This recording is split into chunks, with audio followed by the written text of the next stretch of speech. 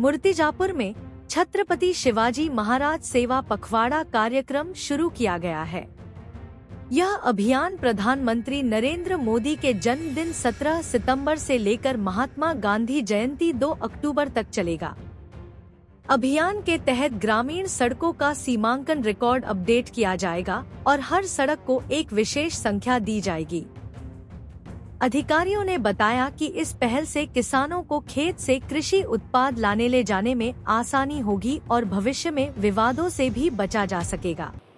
माननीय देशाचे माननीय पंतप्रधान श्री नरेंद्र मोदीजी यांच्या जन्मदिवसापासून ते देशाचे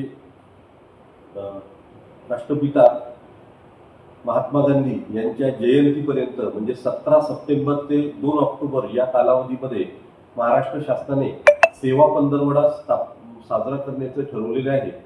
आणि छत्रपती शिवाजी महाराजस्व अभियान अंतर्गत शेतरस्ते मोकळे करणे, नकाशावर नसलेल्या शेतरस्त्यांची पाहणी करणे, शिवार फेऱ्या घेणे, ग्रामसभेमध्ये त्याची यादी वाचन करणे, मंजुरी घेणे आणि त्याच्यानुसार अधिकार अभिलेख तयार करणे याबाबत शासनाने GR कडून सूचना दिलेल्या आहेत। आणि त्या अनुषंगाने आपल्या मूर्तिजापूर तालुक्यामध्ये आणि बार्शीटाकळी तालुक्यामध्ये त्यावर कारवाई सुद्धा सुरू झालेली आहे।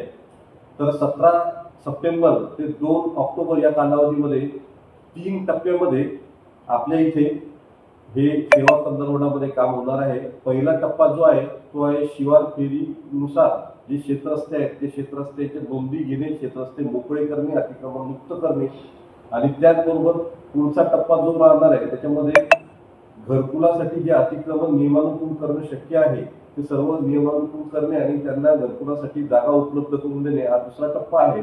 आणि तिसऱ्या टप्प्यामध्ये जिल्हाधिकारी स्तरावरून आपल्याला नाविन्यपूर्ण उपक्रम राबवायचे आहेत। तर त्याच्यामध्ये 7/12 वाचन, लोक अदालत घेणे, जनसंवाद घेणे या अशा प्रकारचे काही आपण नाविन्यपूर्ण उपक्रम घेत आहोत।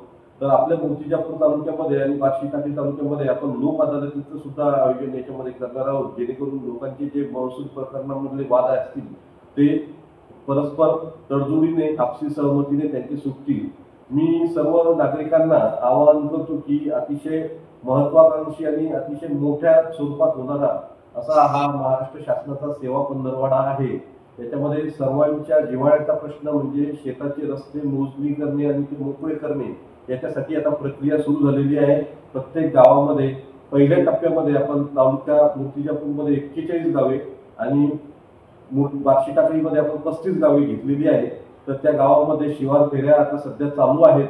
आपण आपल्या तलाठ्यांच्या संपर्कात राहावे। त्यानंतर ग्रामसभेमध्ये कदाचित 15, 16, 17 तारखेला ग्रामसभा ज्या होतील त्या ग्रामसभेमध्ये त्याचं वाचन होईल।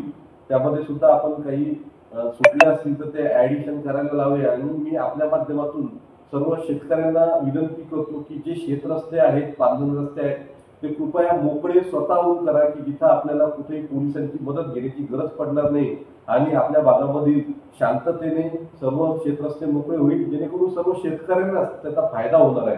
शेतरस्ते मोकळ्याचा सगळ्यात असल्याचा एक सगळ्यात मोठा फायदा असा होतो की शेतीची जी किंमत आहे ती आपली तात्काळ वाढते आणि दुसरं म्हणजे शेतामधून येणार जाण्यासाठी, पीक करण्यासाठी आपल्याला मदत होते। आणि ते जर क्षेत्ररस्ते मोकळे झाले तर पुढे भविष्यामध्ये आपण मजबूतीकरणासाठी जसं की मातृश्री पांधन रस्ते योजना आहे त्यामधून आपण ते प्रस्तावित करू शकतो आणि तिथे मजबूतीकरण सुद्धा आपण करू शकतो।